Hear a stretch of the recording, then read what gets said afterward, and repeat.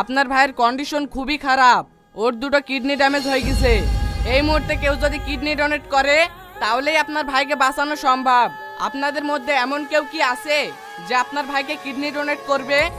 আমি তো kidney donate করতাম, কিন্তু আমার তো একটা কিডনি নষ্ট।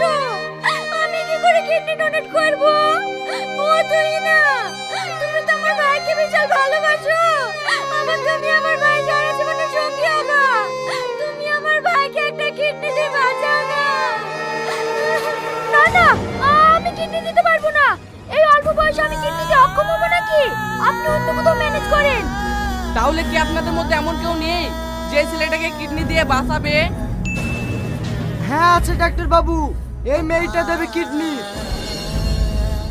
আপনি দেবেন কিডনি? ঠিক আছে, তাহলে আপনি আমার সাথে আসুন। বাহ বাহ বাহ।